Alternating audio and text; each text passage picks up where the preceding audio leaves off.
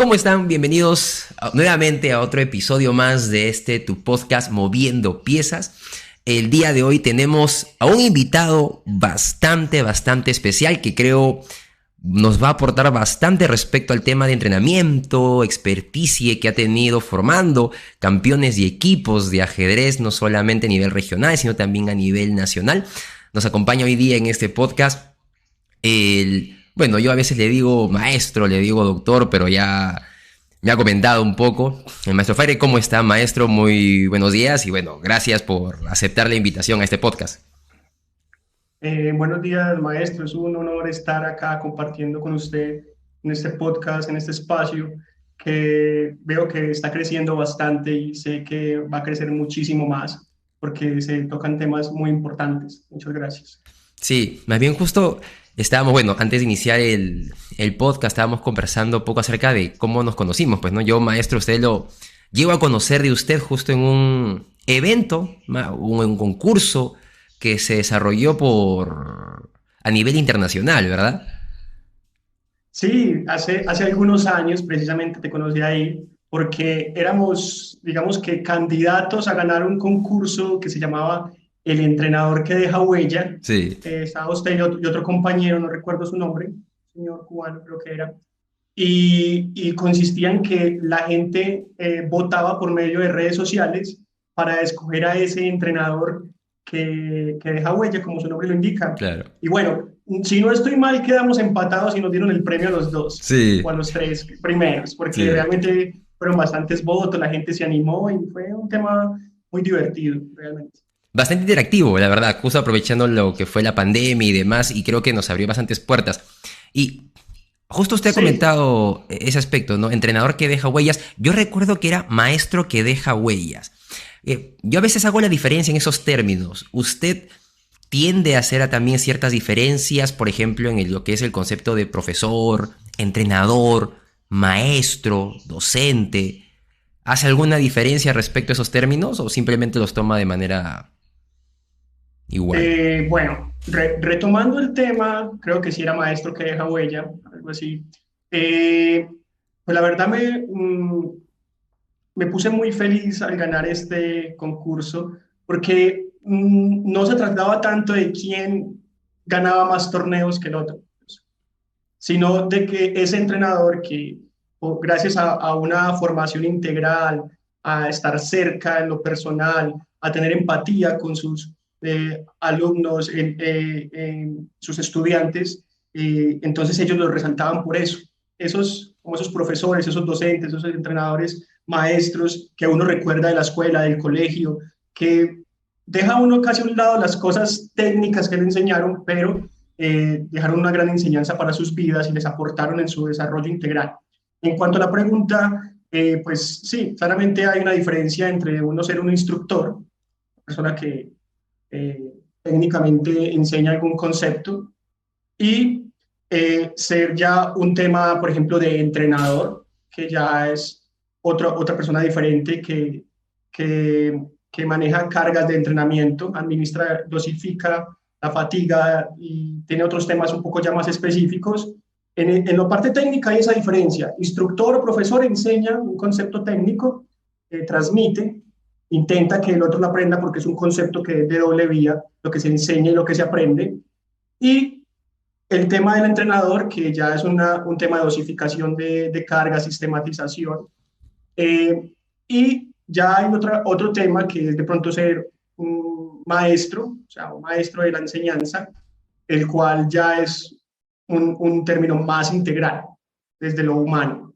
Creo que por ahí van las diferencias, más o menos, Diego. Y, y en este caso, usted ha mencionado todas esas diferencias bueno, tiene bastante experiencia respecto a esas labores en los equipos que ha formado, ¿no? No solamente ha formado deportistas de manera individual, que incluso pude ver en alguna, no entrevista, pero en alguna capacitación o seminario que dictó, que llegan incluso al punto de ser grandes maestros, sino también equipos que representan a nivel nacional en torneos internacionales. ¿Cómo es ese proceso? O incluso, ¿cómo es que uno toma esa decisión, ¿no? Porque usted no solamente es instructor de la Federación Internacional de Ajedrez, sino también tiene estudios y creo que estaba cursando una maestría también en lo que es el entrenamiento deportivo. Bueno, digamos que es una historia bastante larga, pero se podría resumir en que desde muy joven, muy niño incluso, mi sueño es ser un buen entrenador, ojalá de talla mundial, todavía nos falta muchísimo para eso.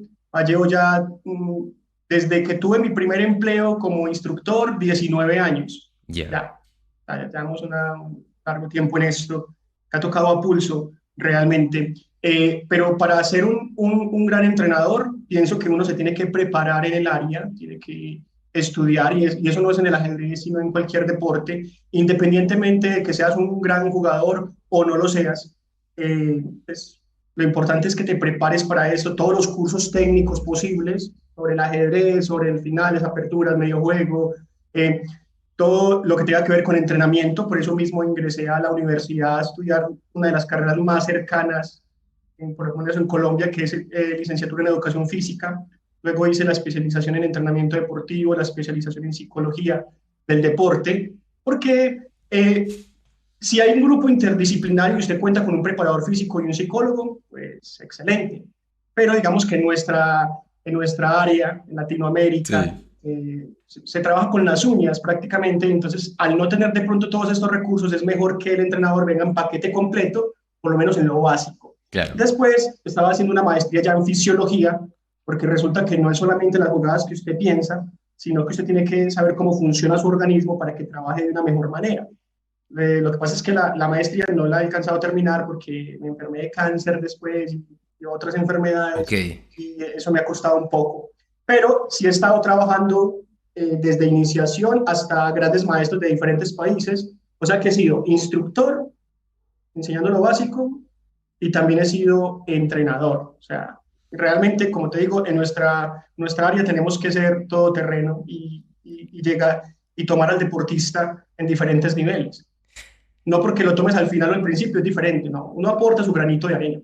¿Y cómo es ese proceso? Porque, por ejemplo, lo interesante de escucharlo en los vídeos que he podido apreciar de sus seminarios y demás, es, y lo que resalto quizá también es la parte investigativa, ¿no? La parte científica que aporta al desarrollo del entrenamiento en ajedrez. Y en muchos países hay, voy a catalogar de repente como entrenadores o profesores, sin Sí, definir mucho el término.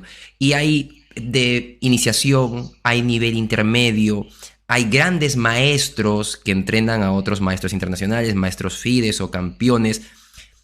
Usted comenta que es el mismo proceso, el mismo método. Entonces, en general, varía en el nivel que se tenga de juego, o si hay ciertos aspectos que usted considera de esa parte, no solamente de los conocimientos, sino investigativa que ha tenido, que es bastante amplia hasta el punto que he observado.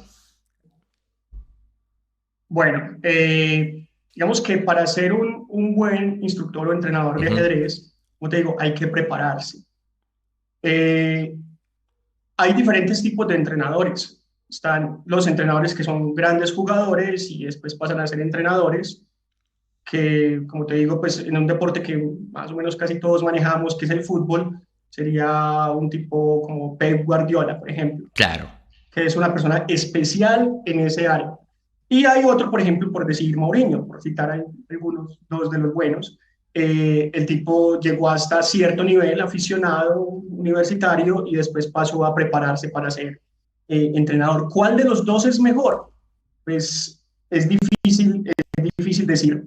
Yo tengo compañeros entrenadores que son grandes maestros y realmente son muy buenos también, o otros que no son titulados ni siquiera, son de 1600 de él, pero son muy buenos entrenadores. Entonces yo creo que yo lo que recomiendo en las capacitaciones que dicto a entrenadores, porque digamos que es otra de mis funciones que me apasiona, es que no se centre mucho en desprestigiar si el otro es de poco rango o de mucho rango como jugador. Porque si usted se centra en eso, no la va a pasar muy bien. Lo importante no es, para uno ser bueno, no necesitamos apagar la luz del otro. Para que mi luz se encienda y esté bien, no necesito apagar la luz del otro. Entonces, lo único que se necesita es que usted se prepare bien, usted solito se prepare bien y, pues obviamente, pues tiene que dar resultados. Entonces, diferencias básicas, pues Obviamente, el jugador que tiene un gran nivel, que tiene un título de gran maestro, que en realidad pues sería un título de gran jugador, porque son jugadores. Claro. Sí, exacto. Entonces, que tiene un título y es fuerte, pues tiene para aportar como mínimo la experiencia que él ha tenido y todo el conocimiento técnico. Entonces, ahí tienen algo de ventaja, pero eso no garantiza que sean buenos. También conozco varios de pronto que no son tan buenos como en su función como entrenador. Pero resulta que si alguien no tiene un título y no es tan fuerte jugando, pues le toca un poquito más duro. Pero en esta era, en tiempos anteriores han existido, pero en estos tiempos ya nosotros somos unos cyborg. O sea, yo tengo 2100 de Elo, pero yo no tengo 2100, tengo como 3600 porque tengo a Lila y a Stockfish al lado. Pues, si vamos a hablar de jugadas, pues me van a ganar a mí que soy un cyborg, ¿no? O si, por ejemplo, soy yo, como Fiverr Lotero, jugador, pues soy el primer nivel, eso le digo a mis muchachos. O sea, yo soy el primer nivel, yo tengo 2500 en Lichess. Bueno, ese es el primer nivel. Cuando usted me supere, que yo que soy número 200 de Colombia, por decir algo, entonces usted ya va a un segundo nivel. Entonces, como te digo, no se trata de desprestigiar a los demás, tenga el título o no tenga el título, porque resulta que en nuestro medio vivir de jugar ajedrez es muy difícil.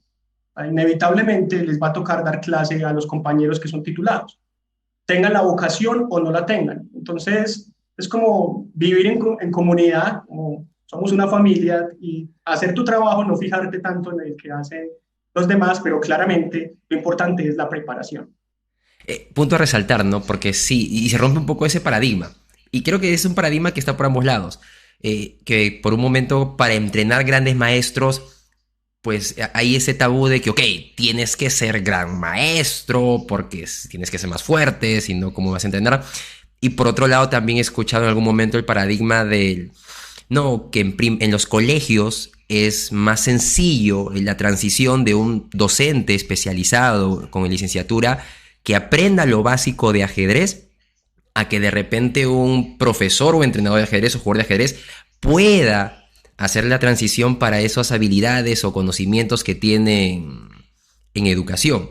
Hay esos dos paradigmas que se manejan. ¿Usted cómo piensa al respecto? ¿Válidos quizás? O sea, no que no es posible, no es que uno sea mejor que otro, pero sí las transiciones que se tienen que dar. ¿Cuál es su opinión al respecto? Bueno, lo más importante es la vocación. Esté preparado o no esté preparado, pues desde que uno tenga la vocación, después se va a preparar.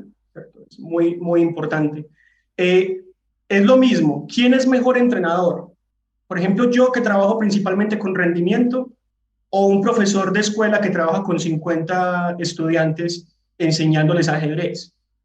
Entonces, la gente siempre mira como mejor entrenador al que trabaja con los jugadores más fuertes. Desde mi punto de vista, para mí el mejor entrenador es el que trabaja en la base. A ese es el que le toca más duro. Yo he trabajado allí también y yo no me siento cómodo, no tengo esas características, soy un poquito más exigente. Tengo tres juegos favoritos que son la ley del silencio, estatuas y el que se duerma primero. No existe, pues, pero básicamente uno no tiene la paciencia. Claro. Es como decir, ¿quién es mejor, un profesor de doctorado o un profesor de enseñanza básica?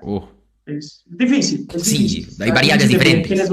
Hay variables diferentes. Yo creo, exacto, yo creo que si se crearan unos premios Oscar, por decir algo, a los mejores entrenadores del mundo, pues hay que separarlo por categorías también, porque no es mejor uno que el otro. Ahora, ¿quién podría ser mejor? Pues si le enseñamos a los docentes de los colegios ajedrez, pues quizás ellos ya tengan la ganancia de que saben pedagogía, estudiaron para ser pedagogos. Claro. Ahora, un buen jugador de ajedrez, yo conozco muchos buenos jugadores de ajedrez que tienen muy buena pedagogía sin haber estudiado, sin ser profesores de colegio mucho tiempo, pero los pones allí y funciona. Yo creo que en ambos podría ser útil en ambas vías. Entonces, creo que no hay que separarlos, podrían ser ambos muy útiles, enseñarle pedagogía a uno o enseñarle al otro ajedrez. Y como estamos hablando de lo básico, entonces podría ser algo similar. Y poder crecer bastante el ajedrez. Ese es un buen punto y eso es cierto. Sí, totalmente. Eso es cierto. Ahora, hay un término interesante que acá en Perú se ha conversado. Justo hace poco también estuvimos en el podcast con el expresidente de la Federación.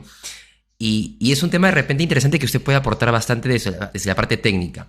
De repente ha visto justo en las participaciones que ha tenido con el equipo de Colombia. Y quizá puedo preguntarle esto antes de darle la pregunta clave que tenía. ¿Cómo ha sido esa experiencia con el equipo, los equipos que ha venido formando en su país? O sea, ¿cómo ha sido ese proceso, esa experiencia, el llegar a trabajar con la federación para poder formarlo? Los planes que se maneja, porque en muchos países imagino que también se desea en algún momento tener esa escuela. Acá en Perú no hay en sí una escuela, pero allá en Colombia ya hay una escuela formada, está en proceso. ¿Cómo está ese trabajo allá? Bueno, son varias preguntas en una prácticamente. Voy a tratar de darle respuesta. Eh, Resulta que desde mi experiencia, pues no ha sido fácil por lo que ya acabamos de hablar. Hay una visión generalizada de que para ser buen entrenador tienes que ser un gran jugador. Ujú, Y sí, yo, desde muy joven, pues yo era de Selección Colombia juvenil, pero tomé la decisión, bueno, yo me voy a dedicar a ser entrenador y quiero ser muy fuerte, porque considero que hacer las dos cosas al tiempo es muy difícil. Hacer las dos cosas al tiempo. ¿Por qué? Porque tienes que viajar, porque tienes que jugar torneos, porque hay veces eres rival de tus propios estudiantes, porque tienes que prepararte para ganar. No quiero decir que sea imposible, algunas personas lo hacen, pero para mí es casi imposible hacer las dos cosas bien, de la mano. casi imposible. Sí, pero como te digo, la necesidad también está ahí latente y juzgar a alguien que haga las dos cosas o lo intente hacer no es posible porque tenemos que comer también. Claro. Y conozco casos de gente que hace las dos cosas muy bien. Entonces, bueno, por ese lado. Pero el común denominador es que las personas en general consideren que tienes que ser muy bueno jugando. Entonces, desde el principio, yo dije, voy a ser entrenador y bueno, al principio la gente se ríe, no, pero si no sos gran maestro, eso primero tenés que llegar allá como a los 50 años o 40 y tantos, ser gran maestro y después ser entrenador. Pero Y ahí yo, era bueno, maestro Fide. Cuando usted dijo, voy a ser no, entrenador de ajedrez, o... ahí no era ni maestro de obra, ni siquiera. Ok, ya. Ahí era de Selección Colombia y ya. Ya. Pero ya lo tenía Entonces, innato, ya lo tenía innato, ya era por vocación. sí, sí, desde niño yo quería ser entrenador, solo que jugué un tiempito, pues, porque a mí también me gusta jugar de vez en cuando. Ya. Entonces, yo dije, bueno, si nadie lo ha logrado, entonces yo voy a ser el primero, abrimos caminos, que para eso estamos. Y entonces, esos primeros 10 años fueron difíciles, las oportunidades no eran tan buenas. ¿Por el El tema es que paradigma? yo soy, ¿Por el paradigma? sí, por el O... paradigma, Ok. por el paradigma, sí, yo soy de Antioquia, Antioquia, Colombia, de Medellín, y de la región llegábamos al punto de que mis deportistas ganaban el 70-80% de las categorías desde sub 6 hasta sub 20. Ya. ¿Okay? Exacto. Y Colombia era como el 50 o 60% Antioquia. ¿Okay? O sea, que estamos hablando de que me estaba yendo bien. Sí. Y aún así, No no se creían mucho. rompía. No, aún así nada, y me tocó remar contra la corriente y remar. Ya después de los 10 años, pues ya me empezaron a dar chances de entrenador de categorías menores de Colombia, llevar gente a los mundiales o a los panamericanos. Y como te digo, cuando uno está rompiendo un paradigma, te tiene que ir medio bien. Porque si no, si ven, vea, yo les dije que eso no era así, no servía. Porque si uno es gran maestro y es entrenador y pierde, bueno, se pierde, se gana, Ujú. pero cuando uno no es gran maestro, si vio, yo les dije que ese muchacho no servía. Porque, Y se afianza aún más esa idea que está ah, preestablecida. entonces toca luchar contra la corriente, trabajar mucho, pero ya después de los 10 años, entonces ya empecé a escalar hasta que me dieron el equipo olímpico femenino, pero ya llegamos a un punto donde nos hemos ganado cierto respeto y bueno, ya no falta por ahí el que no le guste mucho, pero en general en Colombia por lo menos me he ido ganando un lugar y para mí lo más importante, le he ido abriendo el espacio a otros colegas que tienen características diferentes, entonces ya no se duda tanto para darle oportunidades a gente que no tiene título. O sea, yo vine a ganar el título pues mucho después, ni siquiera era jugador. Acompañé a unos deportistas a un torneo y como era un subzonal y daba título de maestro FIDE Ah, directo, pues si ya, hacías tantos vamos a puntos, entrar. bueno, pues juguemos. Yo todos los días viendo ajedrez, pues algo sé. Algo va a salir, algo va Entramos a ahí, salir, ya. algo va a salir y bueno, se logra aplicando pues todos esos conceptos, a pesar de que no estaba así pues súper preparado para ser deportista, porque esa es otra cosa. Claro. Uno puede entrenar todos los días, pero tenés que prepararte como mínimo 6 meses. Y bueno, se dieron las cosas y llegué a maestro FIDE. Digamos que eso también abre un poco más las puertas. Ahora, en cuanto a la escuela de Colombia, pues digamos que la federación, pues aunque ha cambiado la administración, pues se tiene la consigna de preparar la base y hay entrenadores, y hay cursos de árbitros, hay cursos de entrenadores, de instructores de base, entrenadores de rendimiento, que de esos hay varios. Y bueno, está como la cultura de la investigación y el apoyo a los menores, aunque como en todo lado, no siempre la gente está contenta del todo, pero se ha venido trabajando pues pujantemente. Pero lo que sí digo es que por ahora, por ejemplo, Perú, el nivel está un poco más alto, mucho más alto. No sé ustedes qué tipo de escuela tengan, pues de pronto ni siquiera existe Y una. ahora no, y ahora eso justo se lo quiero tocar ese tema. Pero Justo. lo que sí sé es que la gente de Perú, desde los incas, son gente muy pujante, que por ejemplo yo viviendo en Medellín, Panamericano en Medellín, y te llegaron 30 peruanos en bus a última hora a jugar un torneo en media hora para empezar el torneo, entonces uno ve que la gente de Perú también se hace a pulso. Sí. La gente de Perú, pues aparte que ha tenido algunos maestros que me parecen buenos entrenadores en Perú y buenos trabajos, buenas escuelas por ahí, independientes, pues no sé si unidos, lo que sí sé es que es gente muy pujante y muy disciplinada. Pues, entonces, eso es lo que se ve desde acá. Y eso es lo que de repente resaltó justamente el expresidente, ¿no? Que, bueno, de repente lo ve de una manera más general el panorama y contaba una historia él de que en algún momento en un torneo, la misma impresión que usted tiene también le dijeron, ¿no? Wow, usted debe tener ahí en Perú un club como tipo Starbucks, ¿no? En cada cuadra deben tener un club porque vienen y dan buenos resultados.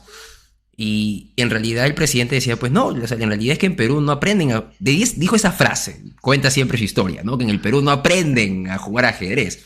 En el Perú nacen sabiendo ya ajedrez. Y usan muchas veces esa relación los incas, y en parte es porque sí, no hay una escuela, no hay una formación. Mencionas también el hecho de diferenciar la parte de, ok, eres entrenador o profesor de iniciación, va, trabajas sobre esa parte porque son características, cualidades, capacidades diferentes que tienes que tener. También a un nivel intermedio y también a un nivel avanzado. En el caso de Perú no hay. ¿Y qué explicación de repente podrías tú darlo desde tu perspectiva más técnica o científica? Bueno, pues yo pensaría que no es que broten de la tierra los Claro, eso jugadores, es algo más porque romántico. Es algo más hay veces romántico. ponemos una explicación muy romántica, por Sí. ejemplo, acá en algunas zonas del país también funciona así, sino que se crea, digamos, un entorno que aunque no tan técnico, si hay un entorno competitivo entre varios, los padres son protagonistas, quieren que mi hijo sea el mejor, entonces van enseñando, hay algunos entrenadores que conozco por ahí que sé que son fuertes, también tengo entendido que está, creo que es la Saco Oliveros, que es una institución también que tiene algunos chicos allí, hay buenos instructores de iniciación, bueno, como es el caso suyo y otros profes también que se le meten el alma a llevar a los niños hasta cierto nivel. Ujú. Y ya ellos, ahora, con la cultura del tema del ajedrez online, bueno, en el caso del gran maestro Julio Granda, bueno, es un tema ya un poco diferente también, pero en general se ha ido creando unas culturas. Julio es un referente y han venido apareciendo referentes, entonces hay un grupo de varios chicos que quieren ir subiendo, se enfrentan entre ellos con las uñas, los padres los llevan allí, allá a otro torneo, y entonces van compartiendo información, van teniendo entrenadores de base buenos, van teniendo entrenadores intermedios buenos y a pulso pueden ir a torneos y esa misma disciplina, esa misma voluntad, esas mismas ganas hace que uno quiera ser mejor siempre. Y entonces, cuando aparece uno, después de que ya aparezca uno, es más fácil que aparezca el segundo, el tercero, el cuarto, y allí tenemos, creo que un top 10 de grandes maestros o jugadores muy fuertes en Perú, que creo que no, en Latinoamérica pues es envidiable tener un equipo de esos que tienen ustedes allá en Perú. O sea, ¿qué importante entonces le da, o qué importancia le da la parte de los referentes para poder crear esta cultura, e incluso quizá a tal punto de que a corto plazo, no a largo, pero a corto plazo pueda ser más importante esa cultura y esos referentes que la parte técnica o que se pueda estar formando como escuela dentro del país y la federación? Ok, todo es importante. Si es organizado es mucho mejor. O sea, yo no me imagino si estuvieran algo súper organizado, pues sería muchísimo mejor. Pero el tema de referentes es importante. En Colombia, por ejemplo, tenemos a Mariana Pajón en bicicross. Antes de Mariana Pajón, pues bueno, sí había bicicrossistas interesantes, bueno, fuertes, pero ahora con Mariana Pajón, pues muchas niñas quieren ser bicicrossistas, y han salido muchas nuevas, o sea, siempre es muy importante, niñas y niños, siempre es muy importante tener un referente. Y ustedes desde hace mucho rato tienen uno muy bueno, que es Julio Granda, que es de talla mundial, ¿no? Por allá en infantiles y en senior master, y aparte pues es una persona que yo considero que es una persona muy tranquila, como muy noble, muy humilde allí en el tema, conversa con la gente, en los torneos se le acercan los aficionados y él los atiende muy bien, o sea, me parece que es un buen referente como persona y como deportista. Entonces vienen otros de atrás, que digamos unos 3 o 4 más, y se le van pegando al nivel de Julio, y entonces ya no son 4, sino que vienen otros 6 atrás, Es como una pirámide. como una pirámide que ya quieren estar también ahí y ya le van ganando sus partiditas y se van pegando al lote, como por ejemplo el caso de Martínez, que me parece un deportista magnífico. Sí. Y bueno, bien o mal, sea tengamos sistema o no tengamos sistema, pues tenemos una referencia soviética tremenda, muchos libros, mucha información y ahora con el Internet, pues no es que no se necesiten los entrenadores, sino que hasta cierto punto pueden absorber toda esa información y todo es global, todo está en el Internet, hay entrenadores en el Internet, hay videos, hay todo, entonces se crece. Obviamente, si todo eso sumado a un sistema, pues ustedes fácilmente podría ser una potencia mundial, aunque creo que en categorías menores y escolares ya lo son, pero en mayores podrían serlo, y no solamente ustedes, sino también nosotros, en Colombia. Y ese punto importante, en categorías menores, sí, Perú siempre tiene un cierto prestigio y destaca más que por la parte organizacional quizá, por esas otras variables. Igual importantes todas son para poder crecer y para poder ser una potencia, pero esas variables son las que más de repente se resaltan en el caso de Perú y otras son las variables que pueden resaltarse más en el caso de otros países. Y justo mencionaba eso, de que en el caso de Perú es una potencia en categorías menores, pero en categorías mayores es cierto, hay un gran equipo que es reconocido a nivel de Latinoamérica, pero hasta cierto punto hay una barrera que no pueden cruzar y que siempre se escucha, ¿no? Los 2600 o 2650 o quizá el talento y ese trabajo que vienen mostrando en las categorías menores no se convierte en un súper gran maestro en los deportistas peruanos. Hay muchos comentarios y muchos quizá motivos románticos por los cuales no se puede llegar, pero desde su perspectiva y del conocimiento técnico y científico que tiene de lo que es entrenamiento en ajedrez, ¿cuál sería tu punto de vista? Bueno, yo siento que pasar de 0 a 100 no es tan fácil o no es tan rápido. Yo siento que ustedes ya tienen un escalón de 2600, por ahí, varios jugadores. Es posible que las nuevas generaciones ya en el salto un poco más arriba, subidos sobre hombros de gigantes que ya han Ok. logrado algo. Pero ese proceso, pues obviamente va a ser mucho más rápido si hay un sistema como país. Lo que he podido percibir es que, por ejemplo, a los mejores torneos, pues quizás no están yendo el top, en algunos casos, Ujú. Olimpiada o torneos abiertos de invitación que he visto por allí. Quizás, como en todos lados, en toda familia, en toda empresa, en todas partes hay diferencias entre administrativos, deportistas, diferentes entes, ¿no? Entonces, otra cosa que necesitamos realmente en Latinoamérica es el tema de la empatía y el trabajo en equipo. Bueno, yo soy administrador, tengo mis gustos, yo soy deportista, tengo mis gustos, puede que no sean los mismos suyos, pero tenemos que trabajar en equipo porque si no nos hundimos.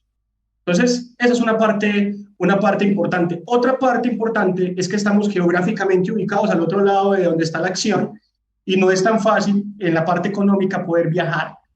Entonces, yo pensaría que Jorge, que Martínez, Ujú. que Córdoba podrían estar un poco más arriba si tuvieran las mismas facilidades que tienen los europeos, por decir algo, los asiáticos. O por lo menos, no el tema de estar pegados allá, porque ya geográficamente no lo podemos lograr, Yeah. pero sí económicamente, si nos unimos y hacemos las cosas sin corrupción, si hacemos las cosas ordenadamente, si escogemos buenos administradores, porque lo importante es que usted sepa administrar independientemente si sea jugador, entrenador, o sea, porque zapatero a sus zapatos realmente. O el caso tal de que llegue gente que sean o deportistas o entrenadores que estén muy bien capacitados para hacer muy bien su trabajo en la parte administrativa y pues ahí fluimos realmente. Y bueno, hay varios temas. Que Pero quizás en es la general variable más sería eso. importante. O sea, más que nada para el salto que se necesita dar a ese 2600 Necesitamos esa magnitud. organizarnos. Ya después de que estemos organizados, estoy seguro que se va a construir un sistema de entrenamiento y se van a conseguir buenos entrenadores para que lo hagan. Y ya la empresa privada y la empresa pública, al ver el orden de la institución, llámese federación, liga, club, entonces la gente se va a animar a patrocinar más, porque estamos viendo el orden. Y aparte de orden, resultados. Pero Ujú. si, por ejemplo, yo soy un empresario privado y veo, ganamos torneos mundiales y torneos panamericanos, sí, pero es que se la pasan peleando. Entonces, ¿qué garantías tengo yo como para invertir? ¿No? Y Mucho eso es en riesgo. todos lados. Es un riesgo grande. No motiva, realmente no motiva. Entonces, no es solamente uno como deportista, listo, yo gané o no gané. Si no gané, es más grave salir con la bolsita a pedir dinero. Claro. Si gané, es un poco más fácil. Pero aparte de ganar, yo tengo que ser una persona y una entidad organizada. Si no, es muy difícil. Y en este proceso, para poder obtener logros y demás, y la interacción que tiene usted con como entrenador y con los deportistas, quizá para poner un número en esa interacción, ¿qué tan importante es la labor? Ambos son importantes, pero números quizá, ¿qué tan importante es la labor del entrenador en la parte técnica y conocimientos que puede aportarle al deportista, pero también el trabajo independiente de él? Justo estaba viendo también un video en donde usted compartía un poco acerca de su experiencia con grandes maestros y también, a pesar, dejando el título de lado, es un deportista, es un, no estudiante, pero quizá es parte de la labor de usted entrenarlo y lo ve como como un pupilo y lo trata con exigencia. Ok, bueno, mire, volviendo al tema del nivel del entrenador, pongo un ejemplo, creo que se llama Chris eh, Little John, creo que es el apellido. Chris Little John, ¿lo conoces? No, pero ahora lo voy Bueno, a... tiene 250, 250. sí, Ok. y tiene un pupilo que se llama Hikaru Nakamura, es el Ah, entrenador ok. de Nakamura. Ok, exacto. Entonces Nakamura, en una entrevista que hicieron el año pasado antes del Candidatos, pues no es que Ya. trabajara con Chris hace nada, empecé ayer, no, llevaba un buen tiempo ya, Varios creo que años. años. Ya. Sí. Antes de que sea gran maestro o Entonces, cuando ya era gran maestro. bueno, no recuerdo el dato. La cuestión es que Nakamura es top mundial hace muchos años y Nakamura dice en una entrevista, vea, le preguntan por su segundo, que en este caso pues se llama más segundo en la élite, que es el que le prepara aperturas y eso, pero también cumple funciones de entrenador. Y le preguntan, bueno, pero si Caruana y los demás tienen un grupo de GMs, ¿usted, usted por qué tiene un maestro, creo que es un maestro FIDE, algo así, de Muy entrenador? buena ¿No? pregunta. No le preocupa el hecho de que nosotros estén montados en tremendo grupo de entrenadores. Él dice, bueno, no necesariamente son entrenadores, son jugadores, ¿no? Eh, Él dice, sí, es posible y eso está bien, eso es lo que ya vemos hace rato, pero yo soy el primero que quiero hacerlo de esta manera. Me gusta porque es que mi entrenador o mi segundo es un experto en manejar los módulos de análisis Ah, ok. y, La y es especialización. creativo, él busca aperturas, claro, él busca aperturas, es creativo, comprende las debilidades de los rivales. Bueno, ahorita te podría hablar un poco de las características de un entrenador como Ujú. yo para trabajar con estos muchachos. Entonces, como lo que te decía ahorita, él prácticamente es un cyborg, ¿no? Es un tipo que maneja una máquina y si los entrenadores de los rivales tienen 2600, porque esa punta del tema humano, de los conocimientos que tenga, pues mi entrenador es mucho más duro, si vamos a ese tema, ¿no? El entrenador aparte sabe de entrenamiento y sabe entiende, comprende lo que dicen las máquinas, las líneas, entiende las valoraciones numéricas, es un especialista en el ámbito.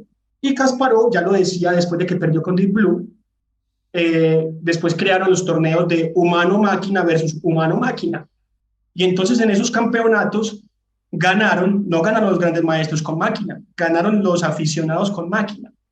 Y entonces ahí saca un concepto que se llama como humano débil más máquina, que incluso Ya. las están utilizando los aviones de guerra de los Estados Unidos.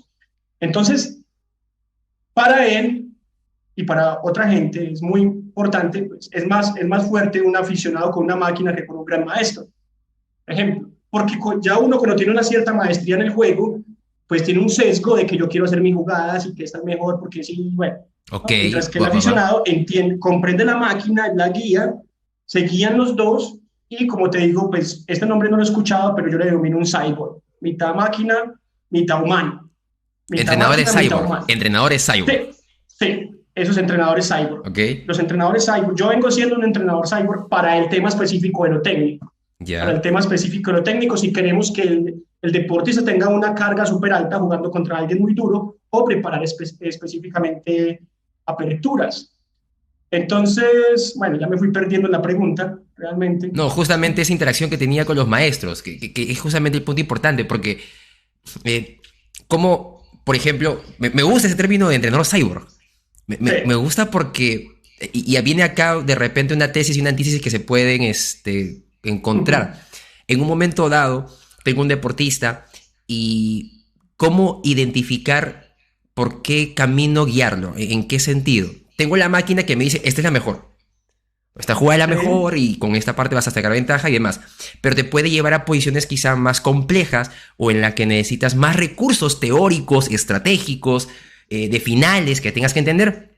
Y por otro lado hay otra jugada que es una jugada más intuitiva, más acorde a tu juego, ¿no? No es la mejor, pero te va a llevar a posiciones que de repente tú puedes entender, tú vas a asimilar, estás más familiarizado. Y ahí viene de repente quizá un limbo, ¿no? ¿Cuál de los Ok. dos caminos tomar o qué decisión tomar en beneficio o en pro del deportista? Bueno, eh, volviendo a la pregunta anterior, para terminar un poco allí, ya sabemos cómo le fue a Nakamura el candidato. Estuvo ahí peleando fuertemente con su entrenador Cyborg. Y eso que no sabemos si le falta un poco de voluntad para seguir, para llegar al título de candidato. Que es posible, pero ¿qué tal el Pero aporte? es ¿Qué posible. tal el Sí, aporte? sí, porque él estaba interesado en otros temas. Ujú. Pero el entrenador que tiene me parece que es óptimo para él, a su medida. El entrenador, ¿cuál es el mejor entrenador? El que usted le sirva. Si usted se entienda con él, realmente. Puede ser que alguien sea muy famoso, pero usted no se entienda con él. Ujú. Entonces, ahora, lo que me preguntabas, lo que me decías de, por eso precisamente se necesita un humano máquina, porque si usted como jugador, sin importar en qué nivel se encuentre, se pega de las jugadas de la máquina, pues todos no necesitaríamos entrenadores, solamente mirar la máquina que Claro. dice y la hacemos y tratar de comprenderlo. Ahí es donde entra el entrenador, porque el entrenador es el que te conoce y hay un principio de entrenamiento que se llama principio biológico de la individualidad. O sea, es una unidad funcional. Cada deportista es una unidad funcional con características totalmente diferentes.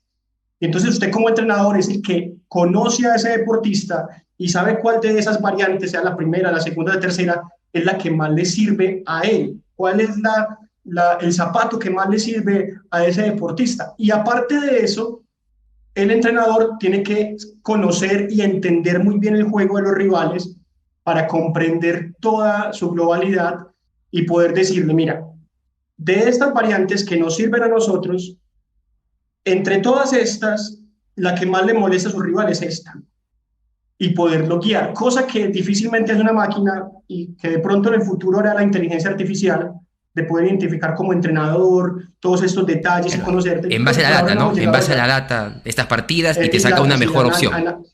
análisis, en una minería de datos, en una interpretación. Entonces, exacto, pero por ahora no hemos llegado allá. Y es más fuerte posiblemente ese entrenador cyborg en ese aspecto. ¿Okay?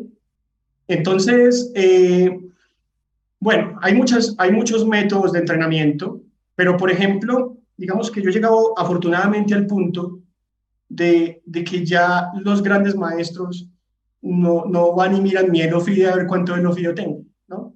Ellos lo único que necesitan es un servicio de alguien que potencialice sus capacidades físicas, psicológicas, técnicas, que los haga subir su nivel, ya sea ganar torneos o ganar normas de gran maestro o ganar normas de maestro internacional o maestro FIDE. Entonces la gente me contacta y yo empiezo proceso. También vamos a perder muchas veces, eso tiene que estar claro. Vamos a tener que aprender, los resultados no son ahí mismos, son a mediano o largo plazo. Yo le puedo garantizar a usted trabajo. Eso sí, le voy a poner a funcionar el organismo desde el punto de vista físico a tope. Es como decir un computador, que el computador tenga, digamos que una limpieza total, un mantenimiento tremendo y esté al máximo de sus capacidades físicamente hablando. Y también, entonces ya hablamos del tema de las emociones. Bueno, ¿cómo vamos a Que hacer es un para punto. que usted emocionalmente pueda, esas emociones no vayan a afectar su funcionamiento técnico? Y bueno, eso por ese lado. Por otro lado, entonces el entrenador también tiene que ser muy paciente. O sea, yo como entrenador, si perdimos, no me puedo descomponer. El entrenador es el que tiene que manejar los tiempos. Si el entrenador se descompone, pues nos caemos todos. Y como van a haber torneos malos, es importante. Y tengo que manejarle también en la otra parte psicológica, que está lo volitivo, lo emocional, y por el otro lado está lo cognitivo. ¿Cómo voy a hacer yo para que su proceso de pensamiento, que son varios puntos, punticos, en ese proceso, desde percepción, atención, memoria, toma de decisiones, valoración posicional, estrategia, táctica, técnica, elección de jugadas, candidatas, todo ese proceso, en cada uno de esos punticos, le apretemos tuercas para que sea cada vez más limpio el procesamiento de la información? Y ya, teniendo en cuenta esas partes físicas, emocionales, cognitivas, usted rinda más a mediano plazo.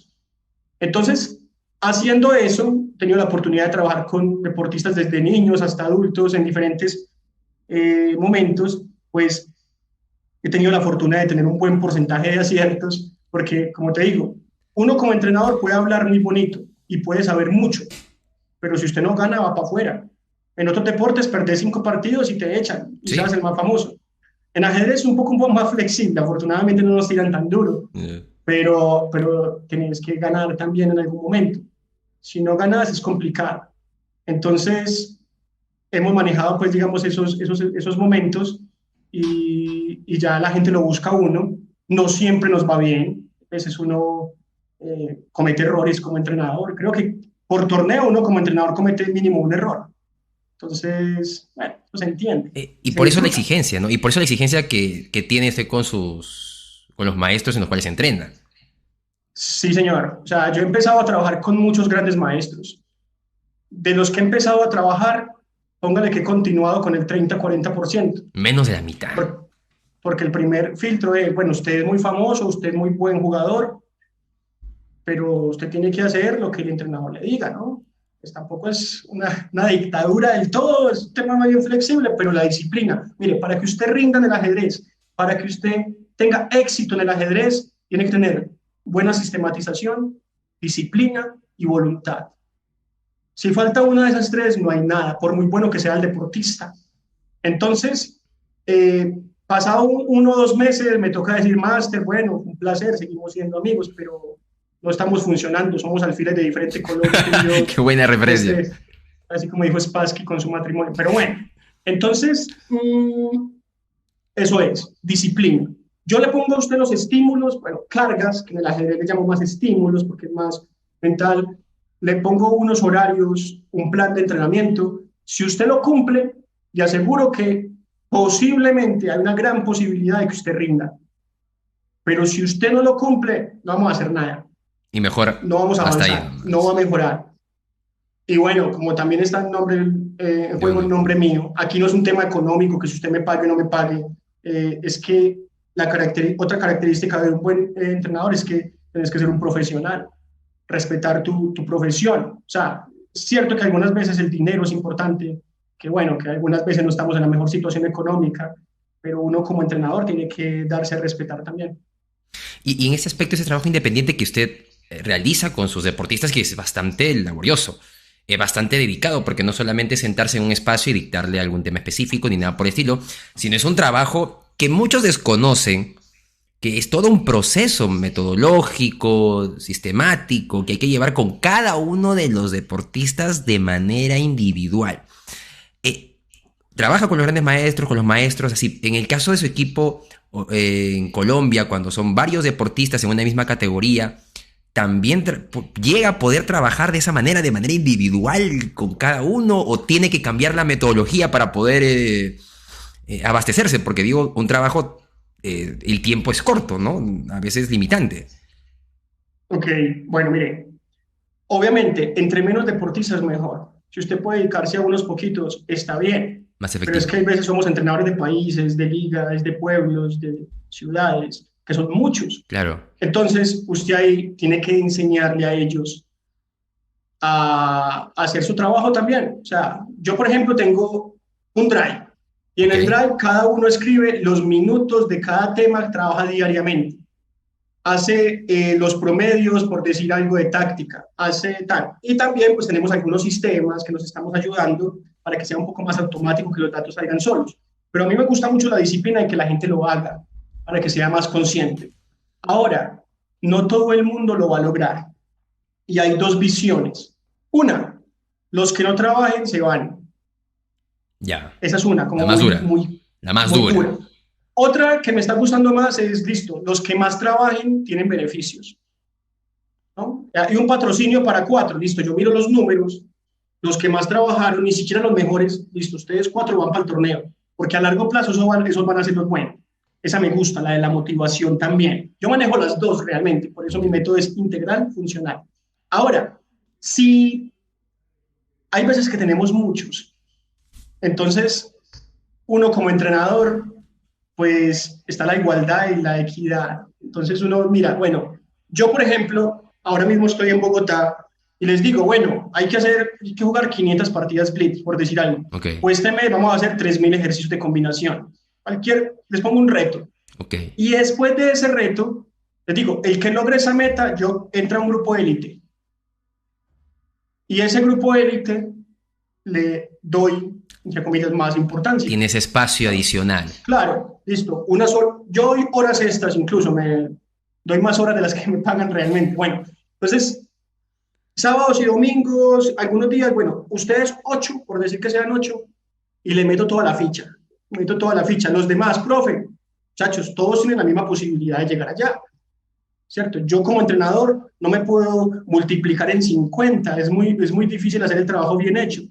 Entonces, si ustedes 50 trabajan duro, yo me esfuerzo más. Pero si hay un grupo de 8, entonces por ahí tiene que ir la cosa, porque es que uno como entrenador, uno no es una máquina, es un cyborg, pero no es una máquina 100%. Claro. Entonces uno también se cansa, se fatiga, ahora pues digamos uno con temas de salud, tenés que sacar tiempo extra, tiempo que digamos que Que le quita a la estás sacando de la familia, los ejercicios, familia, las claro. cosas. Si yo me voy a esforzar, yo necesito que ustedes se esfuercen. Y si son 50, yo feliz. Estoy feliz porque son 50 que se están esforzando. Y de esos 50 seguramente me van a salir algunos cuantos maestros. Entonces es un tema de motivación también. Y algo de castigo, porque no todo puede ser regalado. Realmente yo todavía estoy con el tema de, bueno, si usted no funciona, ya le he dado oportunidades, pues seguimos siendo amigos, básicamente. Esa es la Y, palabra que y, les digo. y es un buen método en realidad, porque, y creo que ha funcionado, porque en Colombia el ajedrez también ha crecido bastante. Sí, ha crecido el ajedrez, pues no solamente soy yo, tengo muchos colegas que están haciendo su trabajo muy bien hecho y digamos que hay veces uno como entrenador, que es otro tema, hay deportistas que pasan por varios entrenadores Sí, es muy y común, después, que eso es muy común, ¿no? Y sí, es un punto y interesante. después, claro, y después usted llega a ese engranaje. ¿Qué hay que enseñarle a los deportistas? Gratitud, lealtad. Es muy importante. A todo deportista que yo tomo, cuando ganan le digo, listo, mencióneme a mí, pero me hace el favor y me menciona casi que hasta el profesor que le enseñó a mover las piezas. Todo el mundo, porque todo el mundo hizo su trabajo. Tenemos una cultura muy mal agradecida realmente. Ganan y bueno, gané yo, no, mencione, porque si usted menciona a sus profesores desde la base, un papá que vaya a comenzar de cero con su niño va a decir, uy, ese fue el profesor de base, ese es bueno. Entonces, ayuda a que ese profesor de a pie, que casi nunca lo mencionan, también esté ahí. Yo también he estado en ese lugar de ser el primero. Entonces, también hay problemas entre entrenadores, que es que yo le enseñé más, que se me robó el trabajo.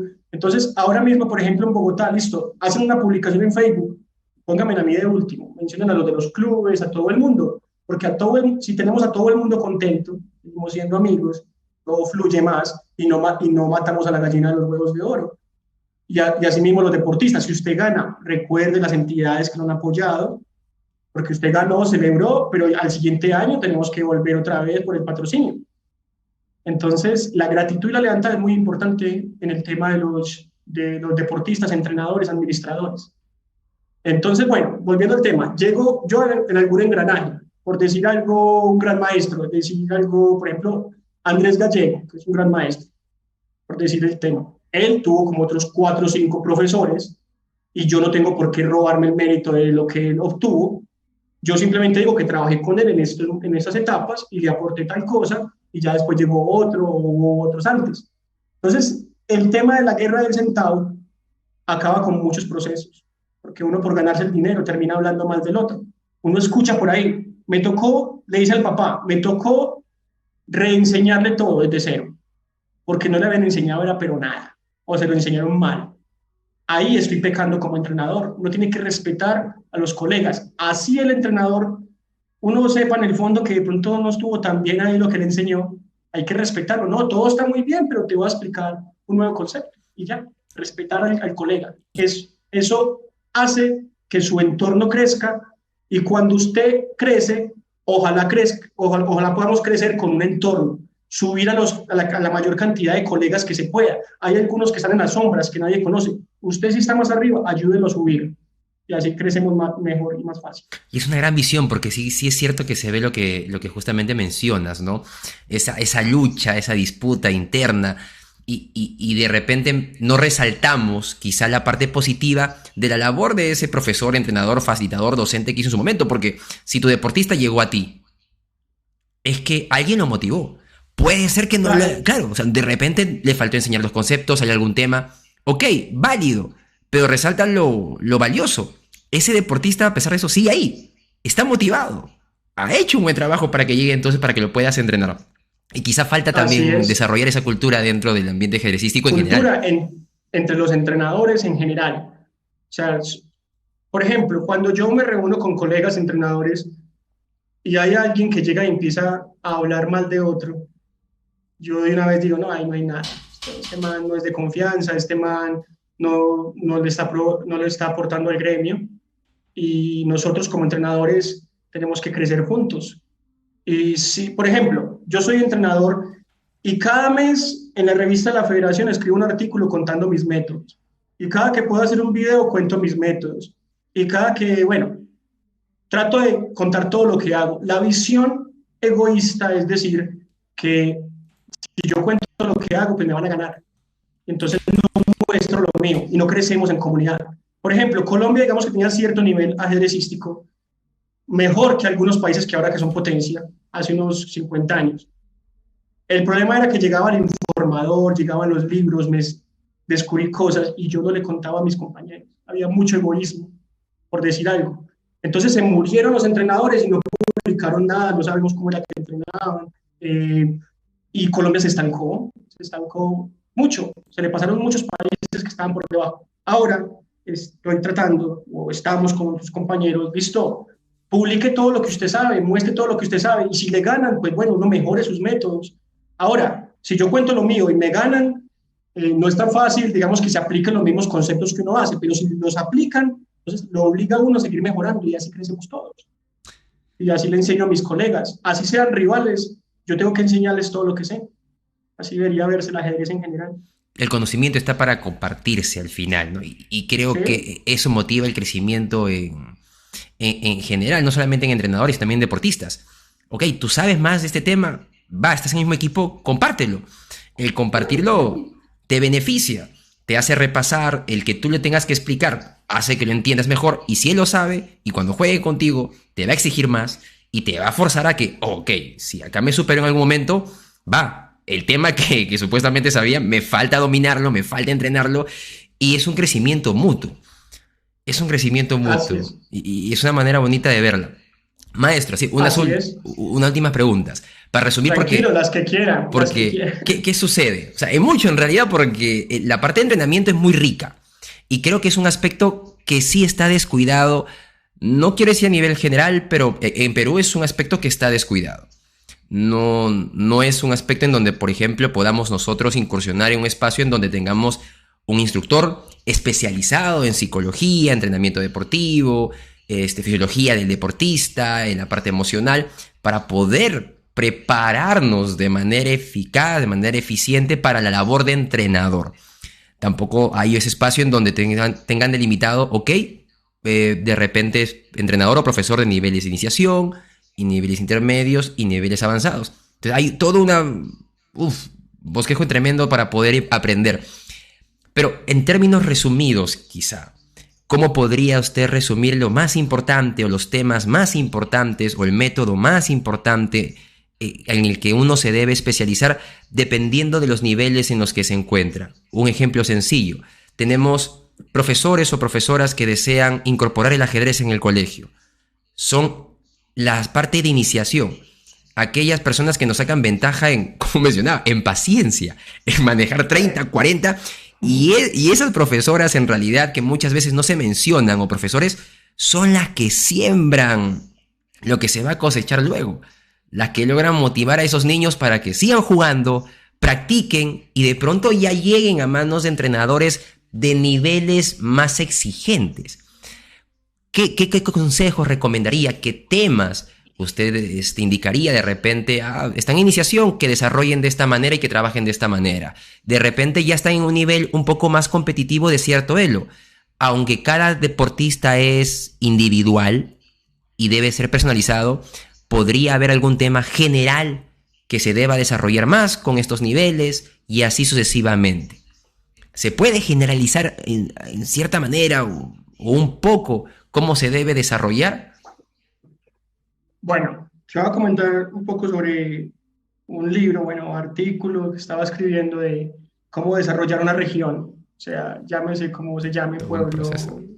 proceso. Claro. Tiene varios escalones, pero en general, lo primero es crear un sistema. Por ejemplo, le voy a contar el sistema mío en Bogotá. Bogotá no es una ciudad que tenga un nivel muy alto. Yo llegué hace un año, ya estamos subiendo poco a poco en volumen y en nivel. Pero resulta que se crean muchos tests muy complejos. Entonces, que para pasar de nivel yo necesito que se sepa la oposición, necesito que esté de mate entre jugadas, necesito que este muchacho sepa el mate de dos alfiles, necesito una galería de un montón de temas. Como una Que para mí currícula de educación básica regular. son importantes. O sea, para mí es una lista de chequeo, ¿sabe? ¿No sabe? Bueno, Okay. pero eso no es determinante. No, para mí no es determinante. O sea, los parques están llenos de ancianos, por ejemplo, de jugadores Claro. que saben mucho. Son muy buenos. O profesores saben mucho, pero no juegan tanto. O sea, el conocimiento para mí no es tan determinante, es importante, pero entonces, por ejemplo, en Bogotá, ¿cómo estoy tratando de plantear la cosa? Para mí el juego online es el mejor test, Yeah. Tengo unas escalas de niveles y cosas. Entonces yo pongo unas escalas de niveles. Si todo el mundo pudiera tener una cuenta en chess.com, chess24, donde la quiera medir, mi chess, todo el mundo, desde iniciación prácticamente, desde que sabe ya mover las piezas y dar mate. Ok, y usted tiene una gran base de datos de edades y niveles y géneros. Entonces, usted la monitorea, usted ya va viendo quién sube o quién baja el nivel. Entonces, por ejemplo, en Bogotá, en mayores, por decir algo, para estar en la preselección Bogotá de mayores, últimamente estoy pidiendo en la convocatoria 2.500 de Lichess Blitz. Independientemente de los conocimientos que se tengan. Eso se lo puedo enseñar yo. Aquí necesito saber si sabe hacer muchas cosas. Listo, eso se lo enseño yo en unos meses. ¿Cómo sé de pronto que no hay trampas o que alguien le ayudó? Todo eso, listo. Si usted dice que tiene 2.500, en Puzzle Racer, en 10 carreras, por lo menos en una, me tienes que hacer 60 puntos. Ahí casi que no hay forma de hacer trampa. Los reúno a los candidatos en un meet, hago una carrera pública, listo.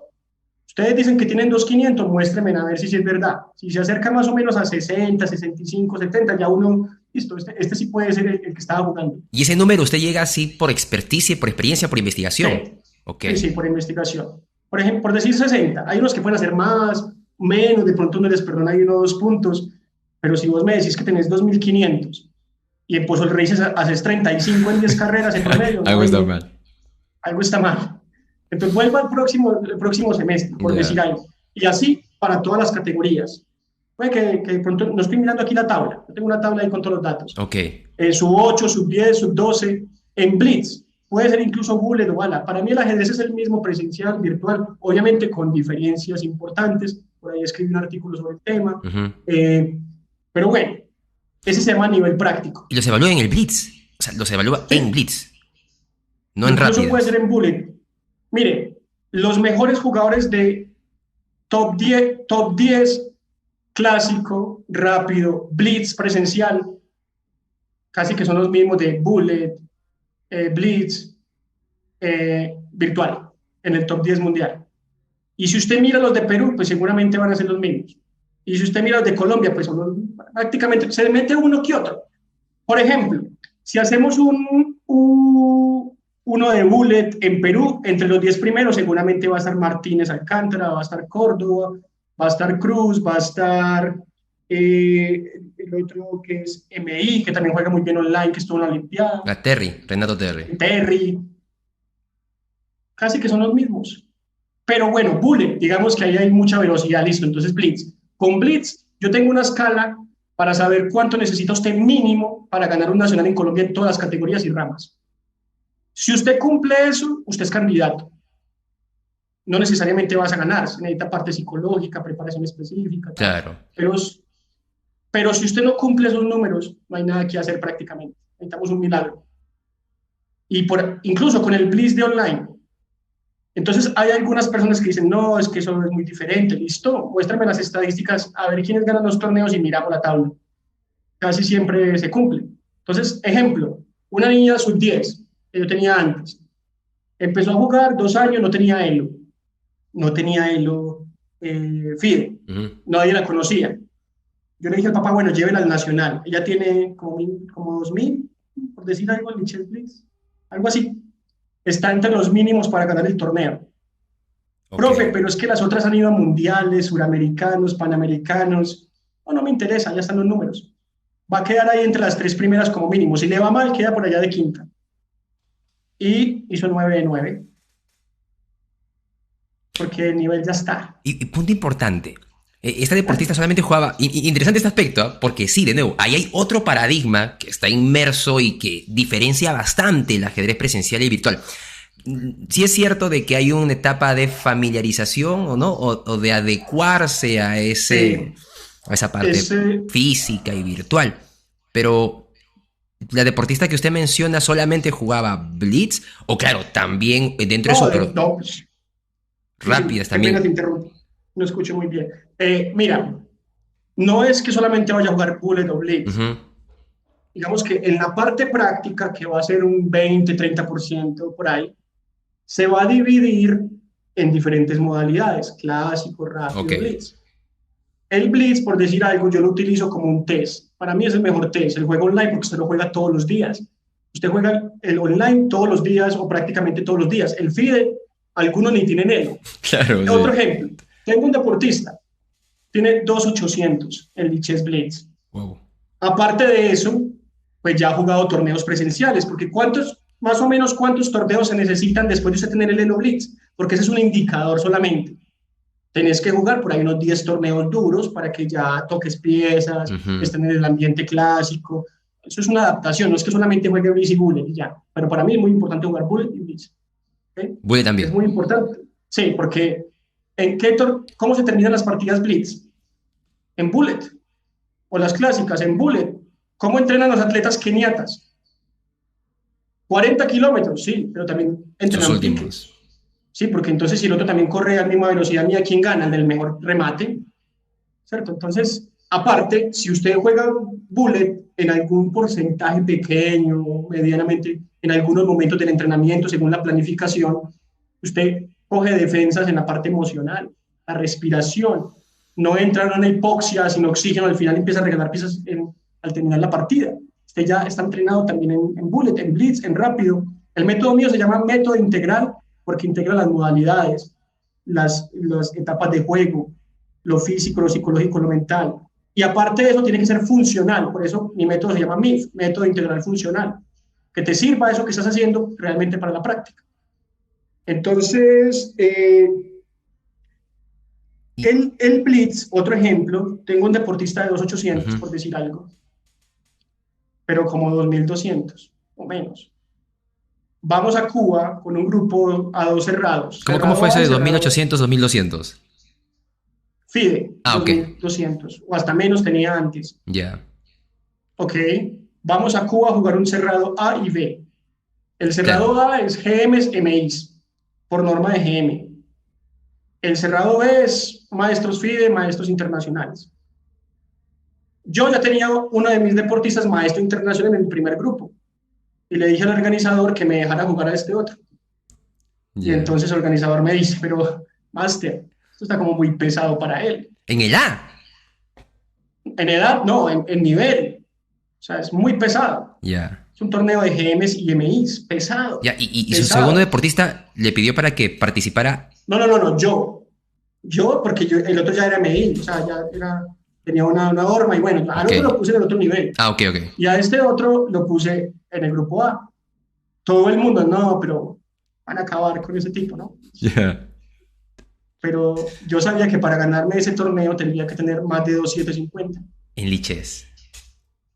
O en la plataforma que usted lo mida, siempre y cuando usted tenga los baremos y Ah, las la variaciones que pueden clasificación. darse, claro. Sí, sí no, o sea, la inflación del Ujú. Elo, pues, más o menos, que usted tenga sus cuentas ahí, todas sus cuentas ahí. La data. Yo las tengo en este caso en Lichess o en chess.com. Y entonces juega el torneo y, oh sorpresa, invicto campeón, que es un milagro divino. Que muchos al principio deben haber pensado. Claro, no, todavía. Ah, caramba. Y Ya. claro, no hay nada que hacer allí. ¿Quién es el número uno en Blitz del mundo online presencial? Carson. Claro que ya le están ahí acercándose. Carson, o por lo menos es el segundo o tercero. Ujú. Y en Bullet también es el segundo entre los tres primeros. El que es bueno donde sea. Por eso, entonces, llevo por ahí unos 6 años actualizando mi escala y se equivoca por ahí en un 20%. El nivel que tenga, aparte entrenado en otras características volitivas, emocionales, técnicas, con algo de experiencia, ganamos el nacional o quedamos cerquita, o torneos abiertos, es la misma cosa. También tengo otra escala que te dice más o menos cuántos puntos vas a hacer según tu LLHS Blitz, cuántos puntos vas a hacer en un torneo clásico abierto en Colombia o en diferentes partes. Entonces, partiendo de ese punto, yo le pongo una meta al deportista. Usted de 9 va a hacer 6. Usted va a intentar hacer Claro. 5,5. Si hace más, mejor. Metas Y eso reales. casi siempre se cumple. Casi siempre se cumple. Porque, por ejemplo, yo tengo 2,500, 2,400 en liches en este momento.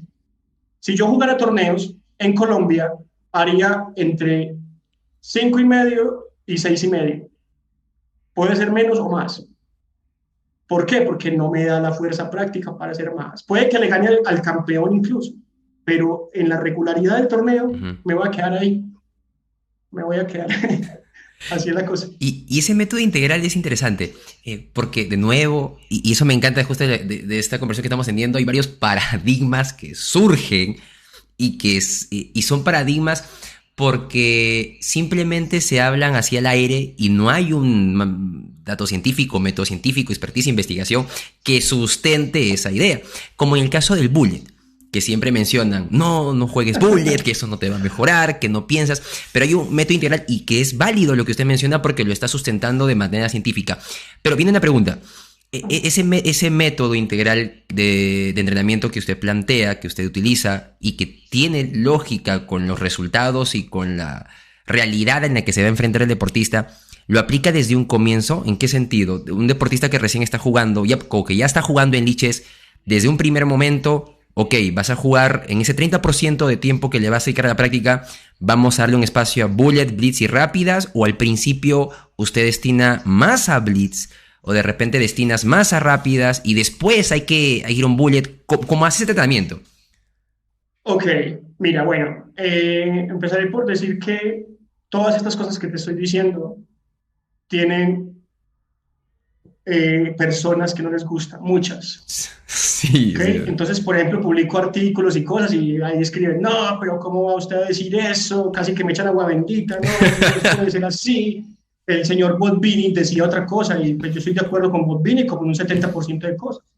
Por ejemplo, Botvinnik decía que este chico flacucho y pequeño no va a llegar a nada. Carpó. Pues todos nos equivocamos, Claro. todos nos equivocamos en cosas y ya decir que hay algo que es mejor y que no hay nada más es un tema complejo. El método que yo utilizo, para mí, pues seguramente no es el mejor. Y lo hablo con colegas que me critican de pronto mis métodos. No, eso que usted está diciendo no sirve. Yo, bueno, máster, pues yo respeto sus métodos y me parece que sus métodos son válidos. Respete los míos y bueno, veámonos ahorita en las competencias a ver qué tal. ¿Cierto? Y lo importante es Entonces, mostrar la parte científica. O sea, maestro, también lo que hay que resaltar es que es importante eso. Y da risa, pero sí, es importante porque así se crece, ¿no? Yo tengo este método, pero no es un método que yo lo diga al aire o porque simplemente es lo que yo sé y lo aplico. No, yo tengo este método porque se basa en este sustento, en estos datos, en esta investigación científica que he realizado y lo plasmo. Tú tienes otro, perfecto, pero lo ideal sería también que haya ese sustento respetable. científico, claro, y vamos a ponerlo en los torneos, habrá pros y contras y ninguno de los dos métodos va a ser el elixir que haga campeones porque Sí, van a haber no, otros, pero esos métodos que se van claro. desarrollando permiten crear otros mejores. Incluso yo aplico mi método y muchas veces los han pelado también, nos ganan. Y bueno, y voy y corrijo. Y seguramente hoy pienso una cosa y mañana pensaré otra. Uno como entrenador tiene que ser flexible. No puede tragar entero, decir que es que este es el último método y es lo máximo porque lo dicen los soviéticos. Bueno, sí, los soviéticos también pueden cometer algunos errores o simplemente les faltaba un pedazo de las Y cosas. las realidades son diferentes Eh, también. Las Todos son diferentes realidades. y todos son respetables, Ujú. que es lo más importante. Yo no puedo decir que el método del otro es malo. El método clásico ha sacado a muchos grandes maestros, jugadores muy buenos, como para yo decir que mi método es mejor, ¿no? Yo tengo un método. ¿Y cuál es el mejor método? El que a usted le sirva.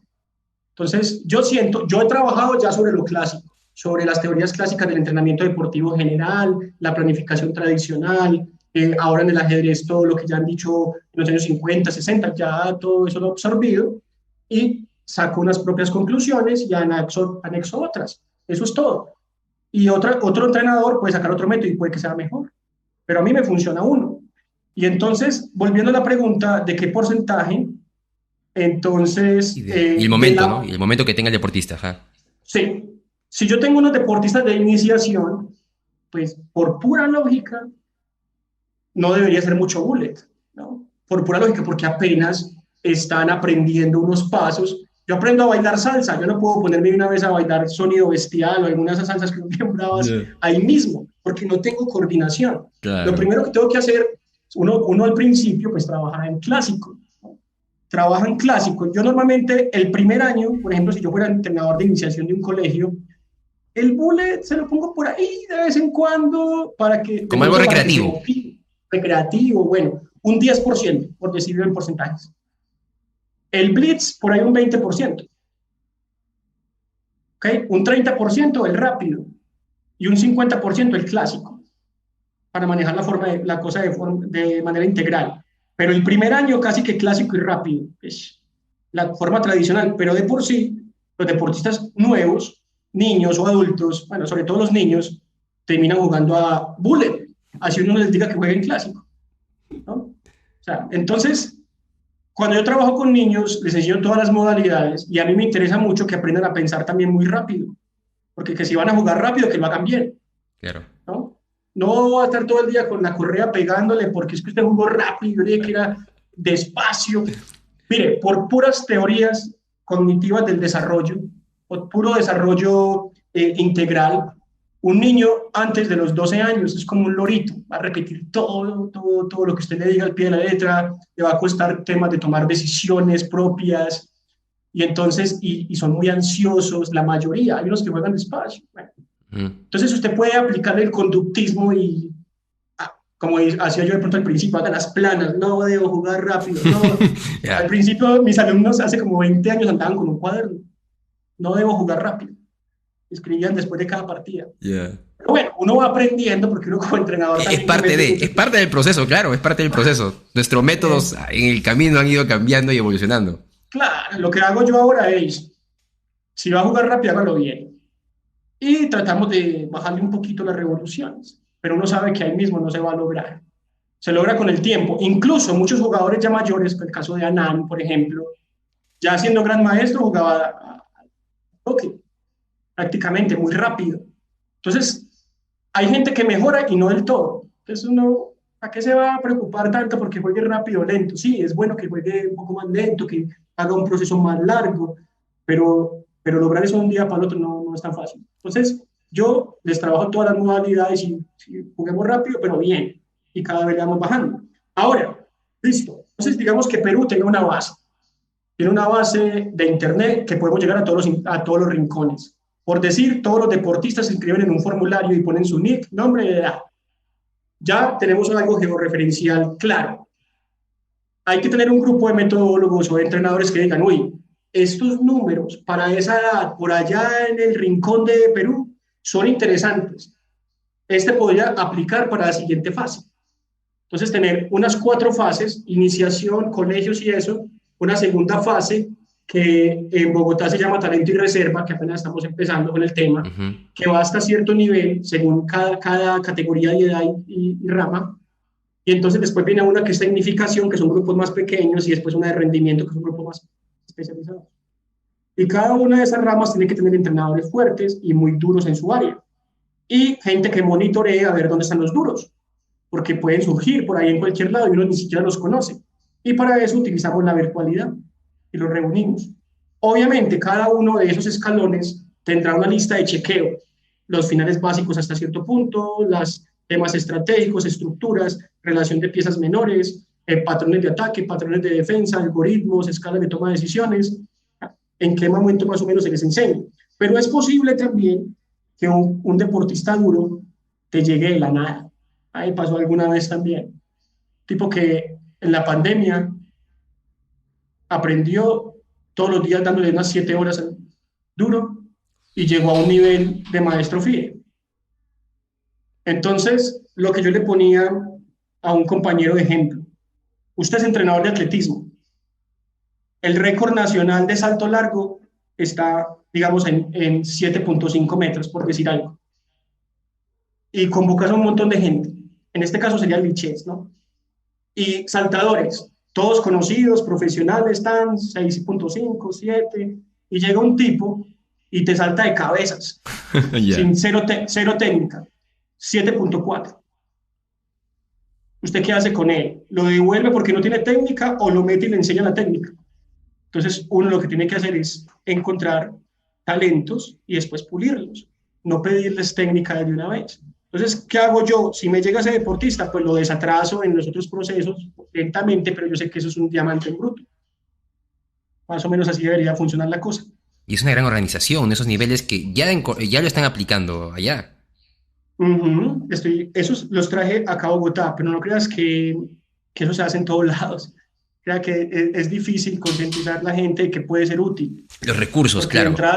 De entrada te van a decir, el online, no, pues eso ¿para qué va a servir? Pero mira, por ejemplo, si llego a Bogotá, por ejemplo, y no hay un equipo de mujeres porque se han ido para otras ligas o porque están retiradas, entonces ¿usted cómo las consigue? Entonces lo que hice fue meterme en todos los grupos, colegios, universidades, todo lo que tenga que ver con Bogotá, y los que tuvieran un nick similar a algo femenino, porque pues, no sé quién es quién. Yeah. ¿Cierto? Luego entro y miro el elo. Ya uno más o menos mira qué nivel tiene. Y luego miramos la cantidad de partidas jugadas. 5.000 partidas. ¿Será que no le gusta jugar a esa chica? Tiene ya una característica fundamental, le encanta. Le encanta jugar porque uno va a jugar 5.000 partidas de la noche a la mañana. Y miramos el elo. Entonces tiene cierto nivel y cantidad de partidas. Bienvenida al equipo, por lo menos a la preselección. Pues si quiere, ¿no? Claro. Y eso puede ocurrir en cada categoría y rama. Yo he visto el de banderas peruanas en Lichess con 2.700 y quizás casi que sin él.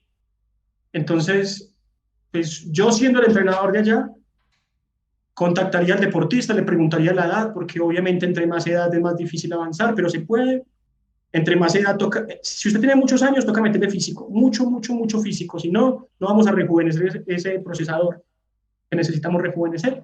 Pero bueno, entonces yo miraría en los altos, en Blitz sobre todo, y los reuniría. Bueno, a ver ustedes qué tienen, qué quieren, usted quiere ser maestro, cuántas horas está disponible a trabajar, y si tiene buena cantidad de horas disponibles, más de 3 horas diarias, tiene ganas, tiene una edad pues, media interesante o es juvenil, en un año tiene que ser como mínimo maestro FIDE, dándole muy duro.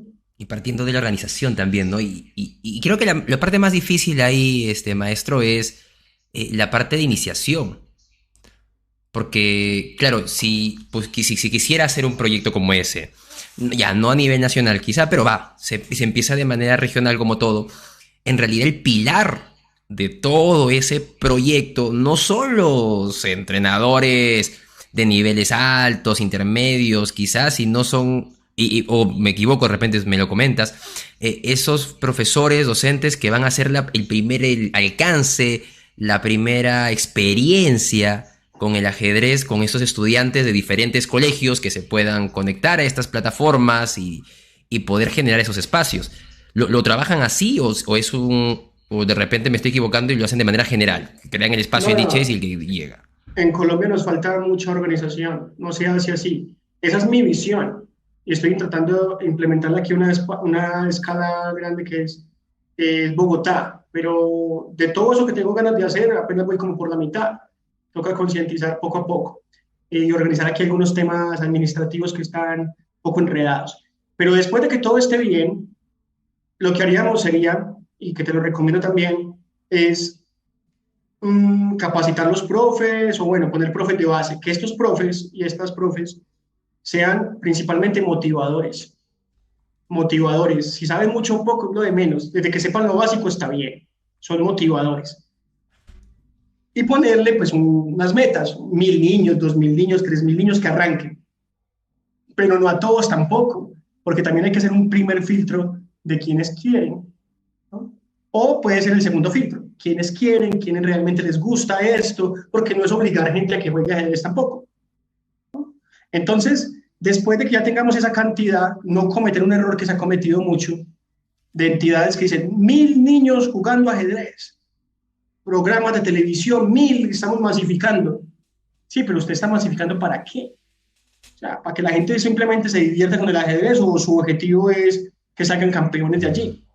Usted tiene que irlos, como venía con las ovejas, arriando, pues allí. Claro, en ese nivel se quedó, esa masificación se quedó en ese nivel. Se quedó ahí, y bueno, si tenemos 1.000 niños jugando ajedrez, bueno, ¿cuáles son por lo menos medio competitivos? No, ninguno, entonces no hicimos nada.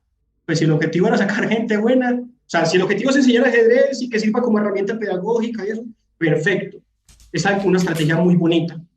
Pero si nuestro objetivo es sacar gente dura, de esos tienen que salir por lo menos de esos 1.000, 100, que ya lleguen al tema de la monitorización por plataformas, que es para mí el camino más rápido, porque no vamos a llegar a todos los rincones presencialmente.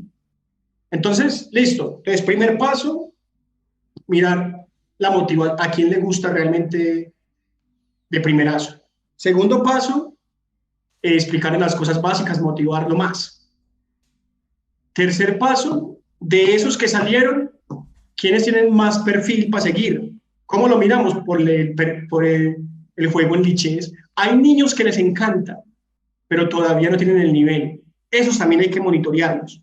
Hablar con los profes. Bueno, yo veo los números, pero de todos esos niños, profe, dígame 1 o 2 que sean apasionados. No, estos 2, listo, esos son seguramente maduradores tardíos.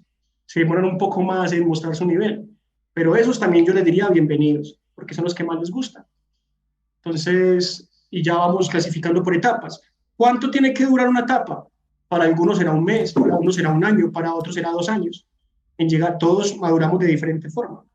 Y por ejemplo, en el caso del ajedrez, ya hay esa primera etapa que hay que ver quiénes les gusta, ¿no? Quiénes están motivados para jugar. Hay una experiencia que te puede desarrollar acá en el caso de Perú, porque muchos colegios quieren implementar el ajedrez. O sea, pasa de que sí hay interés, pero lo más complicado es el recurso humano. No es porque no hayan jugadores de ajedrez, no es porque no hayan entrenadores de ajedrez, sino que, como mencionas, esa primera etapa, la paciencia, la motivación, la dinámica, la lúdica, la personalidad de esa persona que va a interactuar en esa primera etapa con los niños es fundamental.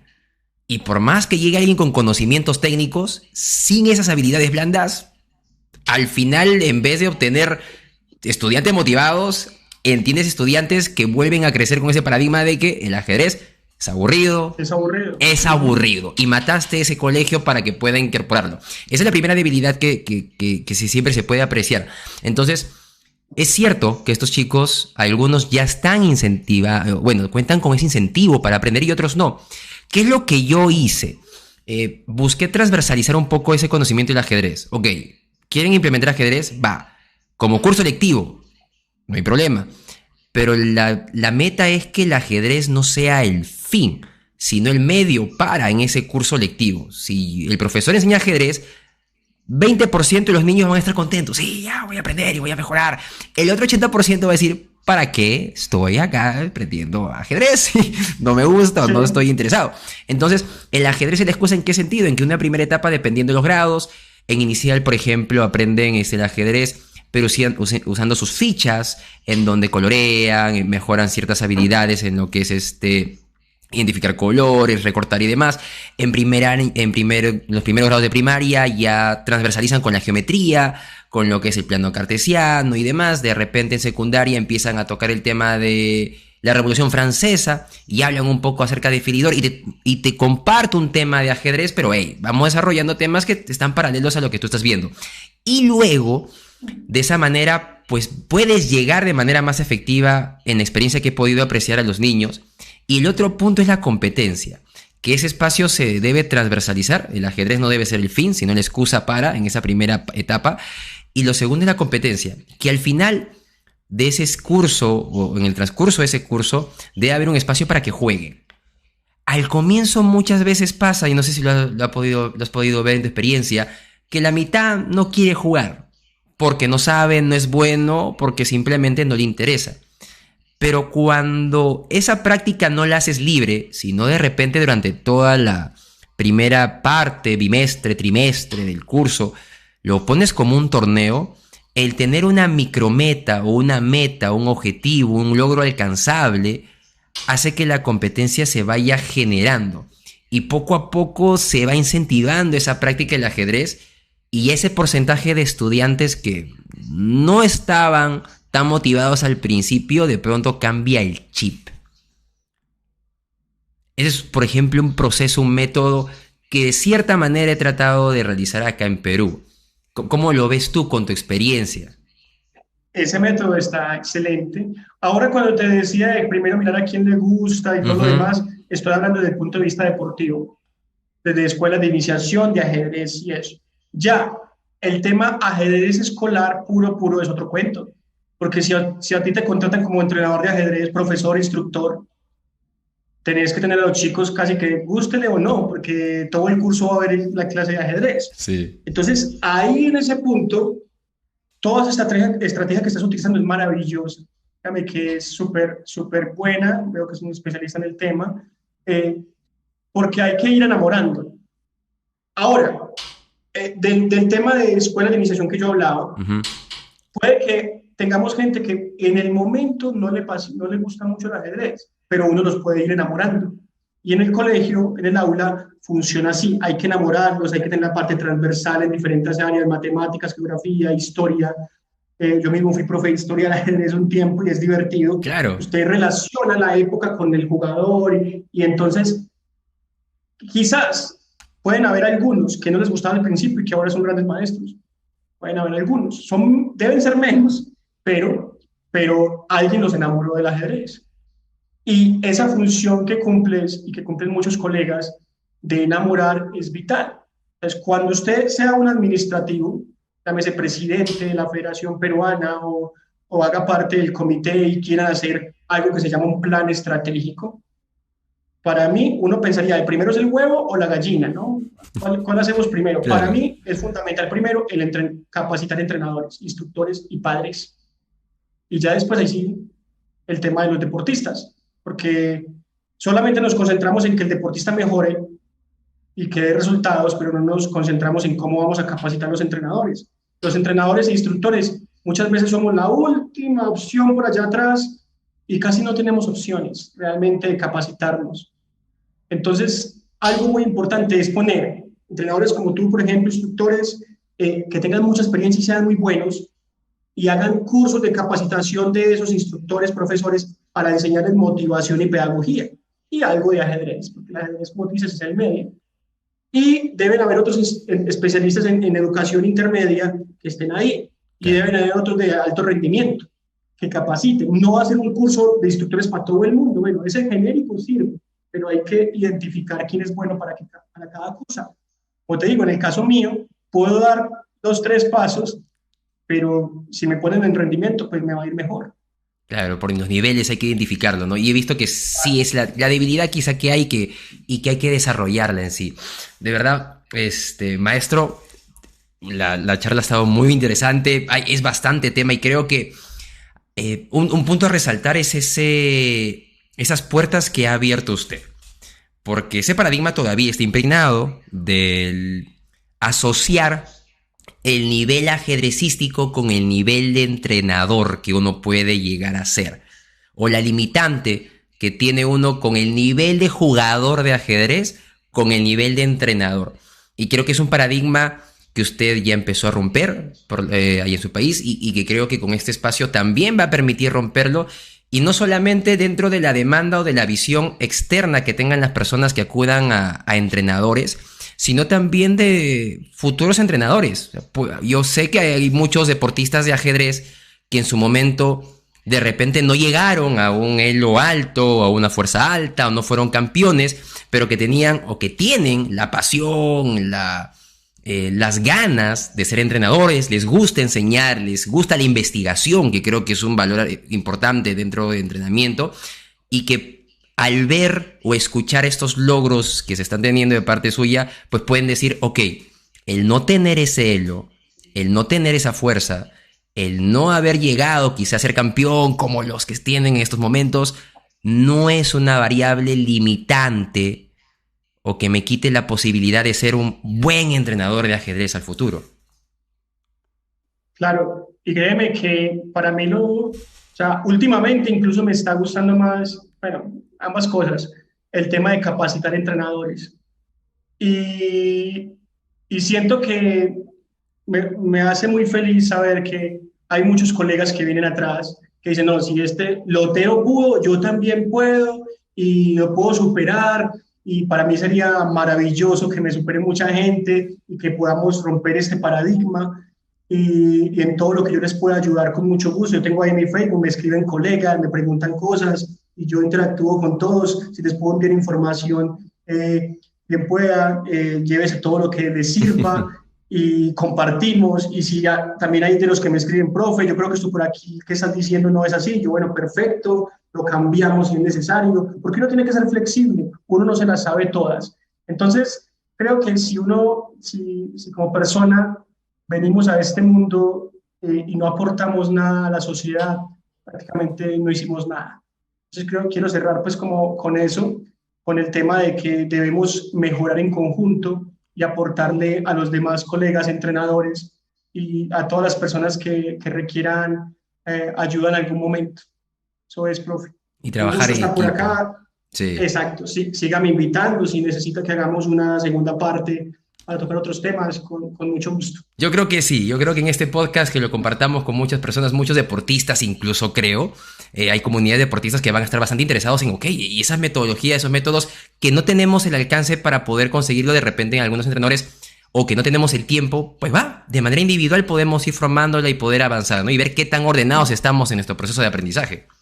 Claro, yo precisamente he dado cursos de entrenadores en muchísimos países de Latinoamérica, varios, y tengo deportistas de diferentes países. Es que uno no se tiene que encasillar solamente en que su nación mejore, es que el ajedrez es universal. O sea, ojalá yo pueda seguir capacitando entrenadores de otros países, instructores, y no solamente yo, muchos entrenadores tienen muchas cosas que aportar y colegas que no se atreven a escribir, a hacer videos. Usted bien sabe que eso no es tan fácil, pues Sí. aparentemente en la parte técnica, pero todos tenemos algo que aportar. Mi llamado es a que, si usted tiene ideas, escríbalas, no le tenga el miedo a la crítica. Si fuera por miedo a la crítica, pues yo no hubiera salido nunca, porque eso es crítica por todos lados, ahora cada vez menos, pero listo. Si alguien te va a refutar tu teoría o la idea que usted tenga, como mínimo vamos a aprender ambos, porque le va a tocar esforzarse en investigar y aplicar. No se trata solamente de criticar, porque es que yo creo, me dijo un amigo y un amigo y un amigo en la Unión Soviética, yo escuché que eso es malo.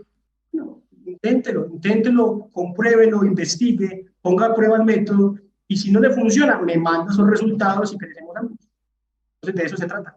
Se trata bastante. Y seguir creciendo, maestro. Más bien, muchas gracias por esas palabras que creo yo no solamente van a motivar a muchos deportistas, sino también a muchos entrenadores. Y sí, yo creo que este espacio va para mucho más y creo que en unos próximos capítulos, no solamente de parte nuestra, sino también por parte de los que nos estén viendo, van a querer saber de algún tema más en específico del que hayamos hablado de manera general.